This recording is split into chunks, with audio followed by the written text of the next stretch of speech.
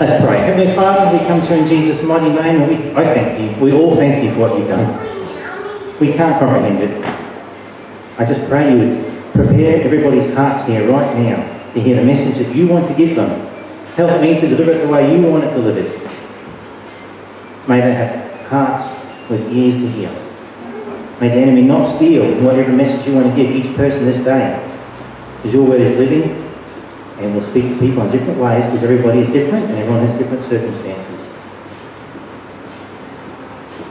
And I just uplift this morning to you, and we thank you for the worship so far, and we thank you for the words you give, as we love you in Jesus' name. The church said, Amen. Amen. Welcome. Thank you for having me again. So, now the last few weeks, I was just thinking actually, Pastor Nigel, we're up to Renewing Your Mind Part 5. I was just thinking as I sat down, I don't know how many Roman numerals I know, so we'll have to research if necessary. But that's good, God's good. We can go on as long as He wants us to. We've talked about gates, we've talked about our senses, we've talked about we've showed you circular diagrams last week. I even talked about the kitchen sink last time I was up here. Today I'm going to take a slightly different perspective on renewing your mind, transformation. Can anyone think of an example in nature where something transforms? The answer is in front of us, isn't it? Beautiful. Good. That's right, we're going to talk about insects, butterflies specifically. Can anyone name another insect related to butterflies? Answer's in front of you, isn't it? And that came to me this morning. Isn't the answer always in front of us? We've seen about it for a long time. Jesus. So let's recap. I'll just give you a quick recap of that video. So for a butterfly, it starts as an egg laid by the mother, comes a larvae, which grows into a caterpillar, eats voraciously, or a lot, it's another word, to sustain itself for that transformation that we just saw. You can see the energy involved. And it eventually sheds its skin to reveal a chrysalis, which is that hard shell type thing that it was in, which is a protective shell. You'll notice usually they hang from a branch or a support of some sort, and then the butterfly emerges.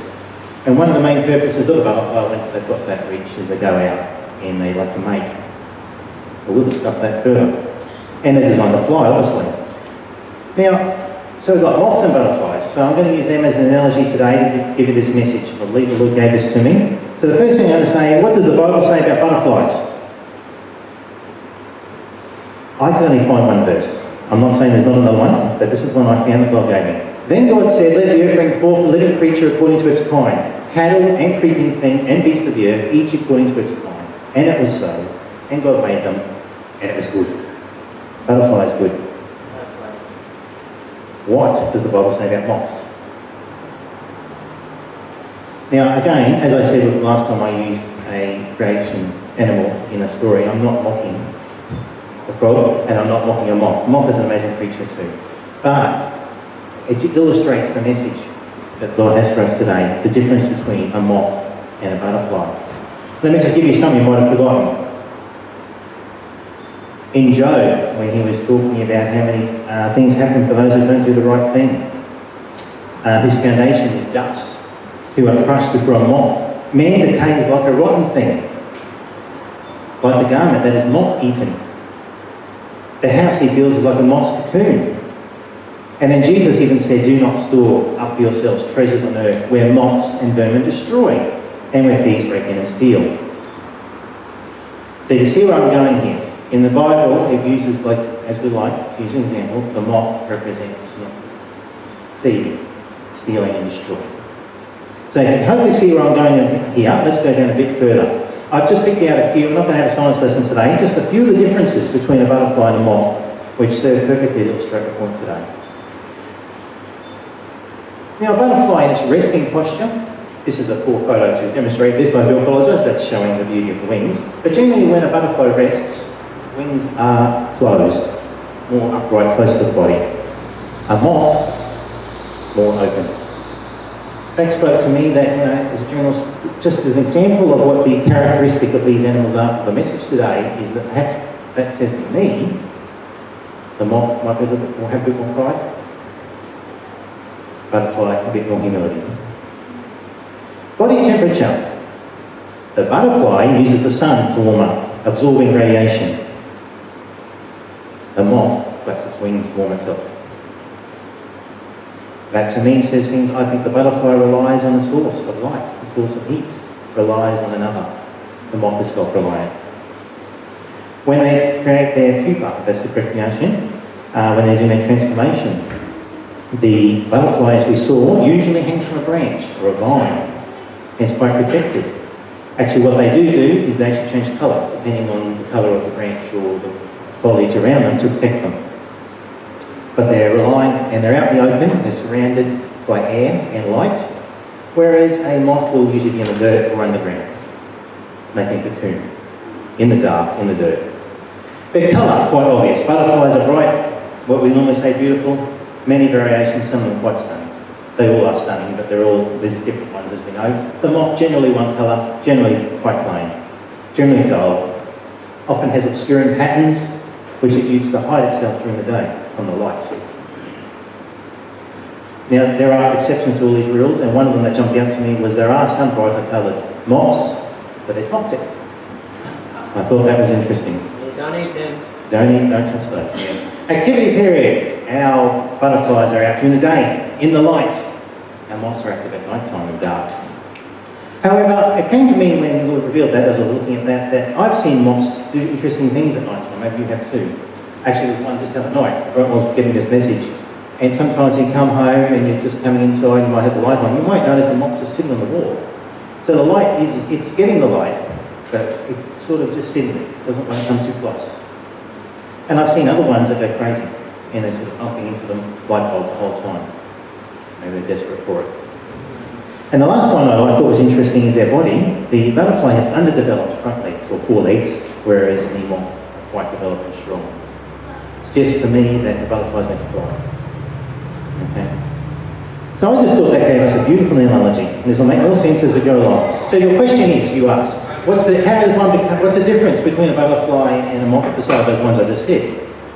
What determines which one you'll be? And Nigel touched on it this morning a little bit. Our heart.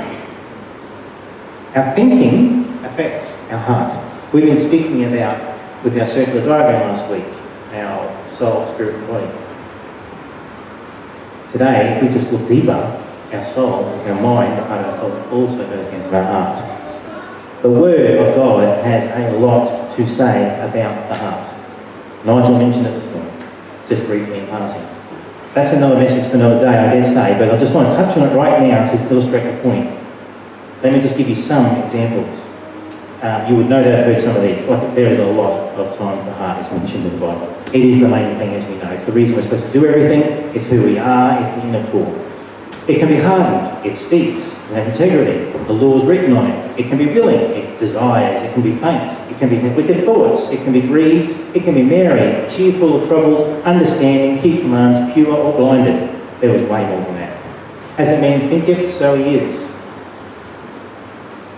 And what that touches on is this verse in Matthew 12:34, where Jesus said, "O generation of vipers, how can ye, being evil, speak good things? For out of the abundance of the heart the mouth speaketh." We can say the right thing, but it's not really what we mean. That's where the heart comes into it. Now, your change of heart is a change of view. Brings forth the butterfly. We're digging a little deeper. So what feeds your heart? Your mind. The reason, the title of this series that we're doing, we need to feed our mind the things of God, so it feeds into our heart, so our heart will be right before God, and that's where transformation starts. Jesus also said, "The people draw nigh unto me with their mouth, and honour me with their lips, but their heart is far from me." He doesn't like that. That's not what he wants, and it's not going to work. So what's the conclusion? Did anyone see where I was heading with that? You got the point. There's some differences we can relate to between the two animals. Physical ones, and I can see the spiritual relationship, and I've just also described what is going to determine who is a moth and who is a butterfly, and it's the heart. Can I suggest that we are all moths? We're all moths, okay? But for those of us that have come to light, we soften our hearts to hear the truth of the gospel. We allowed him in, and we're saved eternally.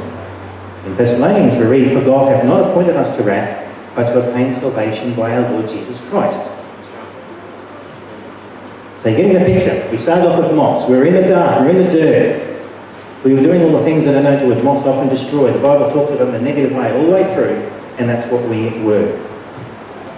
Maybe you were like the one that just watched the light for a while. Maybe you were desperate for it. Maybe it took a long time. We're all going to be different in that way, but at some point, and if you haven't yet, you'll have an opportunity at the end of today to certainly do make that change. But otherwise, I believe if you have, at some point, you have decided you've let that truth in, and you've gone to Jesus in your heart, recognise that the moth way is not God's way.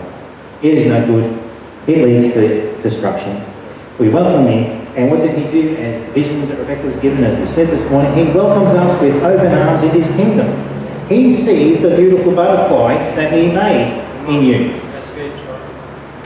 He lovingly picks up that moth, puts his hand down in the dirt, down in that rot and all that rubbish, doesn't look at that. He sees the butterfly, and he sees what you were made to do. Graciously renews us.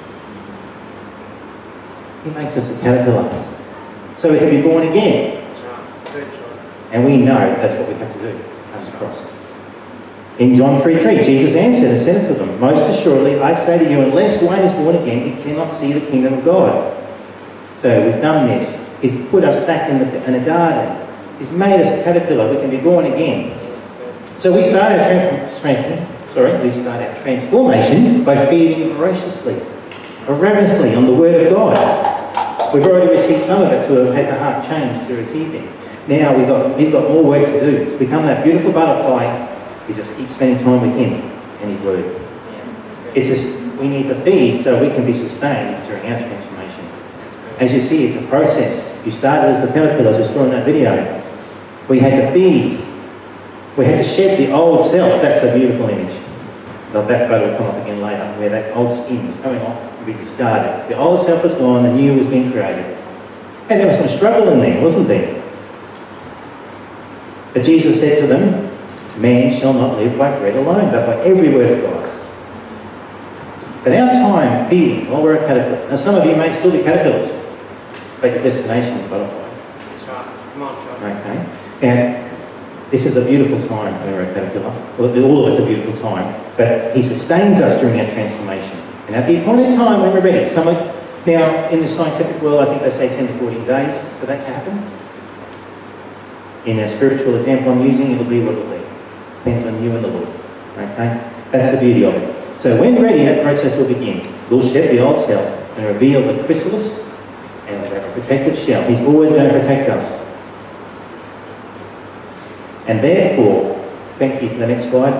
Here it is. Therefore, if any man be in Christ, he is a new creature. Old things are passed away. Behold, all things have become new.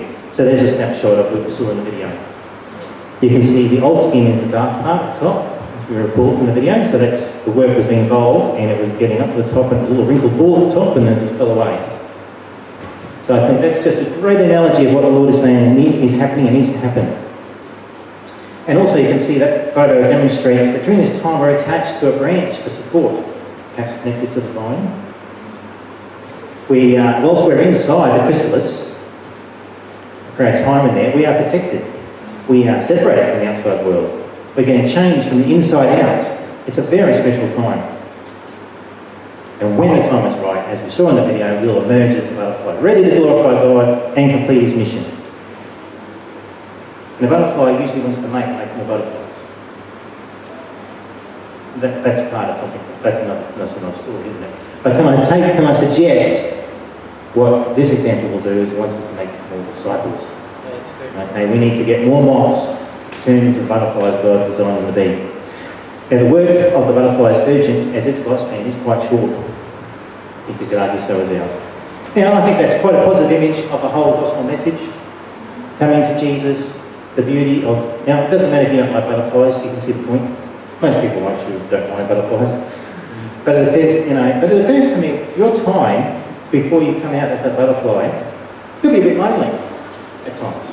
You're wrapped up in a cocoon, it could be a bit dark even at times. Yeah, it is surrounded by light. You're outside. That's the difference between the way the butterfly transforms and the way the moth is down in the dirt. There's no light down there. Yeah, so there is some darkness, and there might be some struggle. We saw the caterpillar struggling through different stages, so we struggle. The transformation is not easy. He's changing us from one thing to another. There is struggle, but it's for good and it's for His glory. So perhaps some faith is needed, because you can't see yourself in them. Once you're like this, you can't see what God says. You can't see what's going on outside. You can't see that you're changing. And as Nigel quoted this morning, Hebrews 11:1, now faith is the substance of things hoped for, evidence of things not seen. The end. But it's not it. That is the beautiful part of it, that is true, that is the end of it. But that's not the full story, there is another step, there's another thing that goes on. What's going on? Why isn't it that easy? Or, alright, I'll touch on the fact there is a struggle, but okay. So let's say, well, some of you may still be in the chrysalis, some of you are caterpillars, some of you are butterflies. God sees it all, and it's all wonderful. So we go out, if you're, let's pretend, let's say you've got to the butterfly stage, and you go out, and you're all renewed, and you're big, into the big and beautiful world, full of hope, and then you realise or remember the world's not perfect. It has issues. There's a lot of darkness. There's so many moths out there. There's dangers and predators everywhere. This garden is not safe. There's an opposing kingdom of darkness opposing us. And very quickly, we remember and focus on what it's like being a moth. The comfort and familiarity of it. Consequently, some of us turn straight back around and try to get back to that chrysalis. Others might find a spot somewhere where we can hide and hope no one sees us. Others press on. They go out into the world, they fly into the gardens, and they realise that there's some people don't even like butterflies. They can't. It just blows their mind. Or they encounter children with bug catchers, given to them by their parents, and maybe they even succeed and you lose your wings. Or you might get squashed, or not where you're going and fly straight into a cobweb. You come across a monster and go, I want to be a butterfly, and deny you are one. We can become so weary. We forget so quickly what Jesus said to us. He would never leave or forsake us. He sends us His helper. He doesn't lie. He says in His word that He will complete the transformation process. He will finish it. In Philippians 1:6, being confident of this very thing, that He which hath begun a good work in you will perform it until the day of Jesus Christ. So we must visualise, whether a butterfly works for you or not, the finished product. Our time on earth is always going to be the process. But don't forget the truth. Don't listen to the lies. Now, we need to work with Him. Jesus has done His bit and will continue to do more. But His big bit was taking us out of that miry mess down there as a moth, making us a caterpillar again to be reborn. And it's all too easy, as soon as trouble hits, to believe that it's all too hard. We forget to go back to Jesus, to the source, and remember what He's done. He's never let us down. When we're a caterpillar, some gardeners see caterpillars as grubs, so they try to poison them. And He would have nullified that poison, protected you from it, healed you of it, made you immune to its effects. Don't forget, He's the one that turned us from a moth into a butterfly for the kingdom of light. We couldn't do that by ourselves. He made us perfectly for the purpose He has for us. He can renew our strength when weary. He can mend the broken wing and replace the missing wing. He strengthens it so it's stronger and more beautiful than it was the first time. He can shut the fangs of that spider and render it utterly useless in His own name, in the power of the living God. He did it to the lion in the lion's den. He can do it to a spider. He can free you from the webs. He can guide you in your flight and protect you. Don't forget what He's done for you and will do for you when you go to Him and go with Him and trust Him. He took you in His loving hand to transform you. He does His part continually. All we need to do is step into it constantly. Don't forget, something's happened. We're getting attacked, or something happened on our flight this day, or our wing is hurt, our wing is broken. We just need to go back to Him, back to His word, and let Him heal us. When we don't, it's so easy to go back to more thinking, stinking thinking. There are butterflies that appear also as moths. As I said earlier, there are moths that are quite bright, but they're toxic.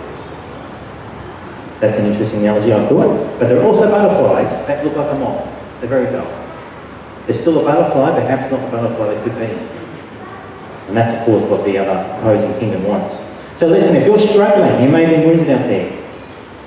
The more we allow him to transform us, to renew us, to get his word into us, to constantly keep our heart right, constantly trust him, he strengthens and heals us, the more beautiful the butterfly will be. We must always move forward. God's word tells us not to look back.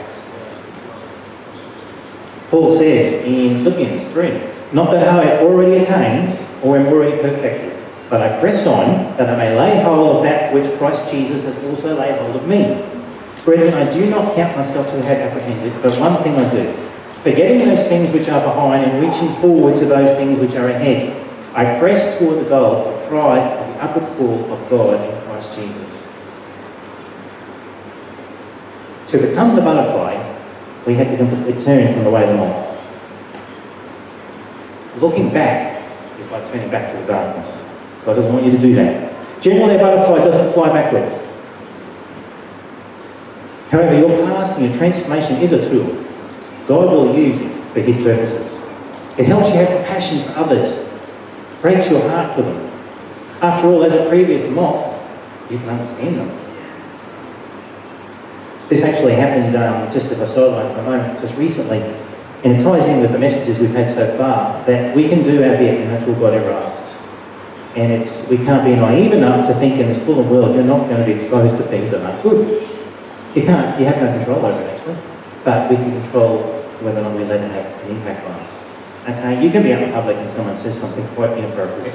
Okay, so you can just see things you didn't want to see. You can be somewhere where you've got to be and they're watching something that you would never watch. You know, or having said that, it's actually I was seeing on TV the other day. It wasn't at home, but it was just where I had to be, and it was heartbreaking. This guy was a comedian, and he was sharing. It sounded like to me like a lot of funny, and maybe he was using comedy to try and process it. He had a Christianity part in there, and made fun of it, as they often do, and it breaks your heart. But that's the way they see it. They always look at the negative. God's blames for the negative. That's the first thing they all go to, and that's what they want. The enemy wants, of course. But you know, he was describing some pretty unpleasant things that he said were true, and trying to make comedy out of it. It was quite very sad. So I just thought that was a prime example of, you know, you can, whilst you may not have had the same experience as everybody else, there's a lot of different stories out there. You can relate. You were a moth, and all you can do is love them. That the truth will get into their heart. They go to Jesus. They can become the butterfly they're meant to be. Now together, as Nigel also said this morning, I love the way God sets it up. When we come together, we're stronger. That's right. Can you imagine? Now, who's been to a butterfly sanctuary? Yeah. Awesome, awesome. I mean, they're a tourist attraction, aren't they? There's all the butterflies flying around. And I had a vision come to me when God gave it to me. This was actually only last night, and when I was driving home from work. And he said, yes, when we're all together as a butterfly. Can you just try a picture? I don't know, thousands of butterflies flying in unison together, flapping those wings. That's a presence. That's going to have some impact. That's going to turn heads. Yeah. It's a sight to behold, and I believe will move the spirit. Yeah. That's right.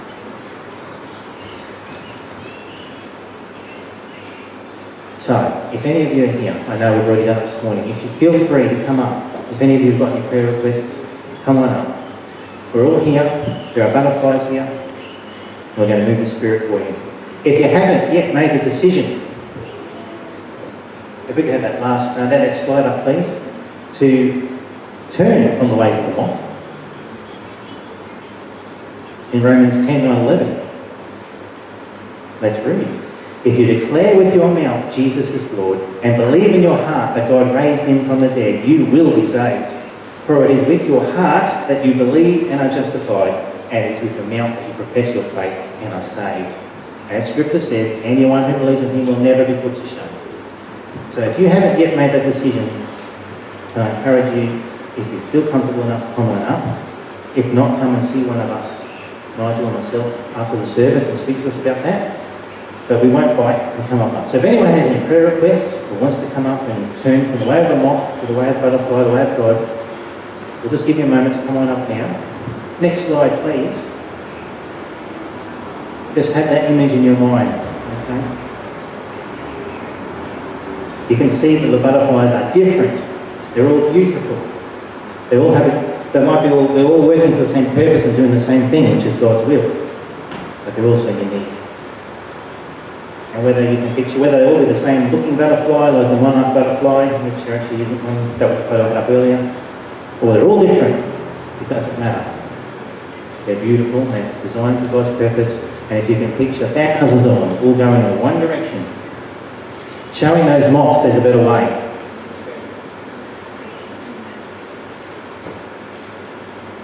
Okay, let's pray.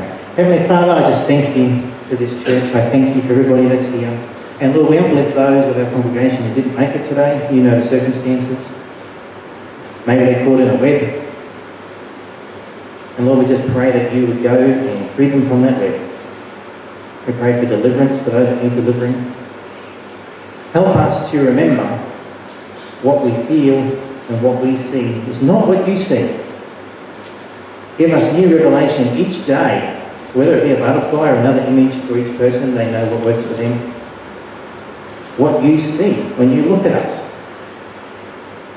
You are patient and you know it's a process. Help us to remember that. You see the end result. You see what's coming. And you are well pleased with that.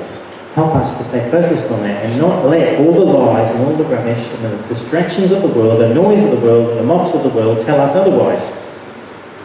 As Nigel said, we're not going to have it. So we just pray you would strengthen and equip each one of us and protect us from all those lies and fill us with your truth and guard our heart. As we go out this week, Lord, I just pray that those that need mending will be mended. Give them images of how much you love them. May we soar this week for you, Lord. Help us to be united in your cause, for your purposes and your will, for your kingdom to come to earth.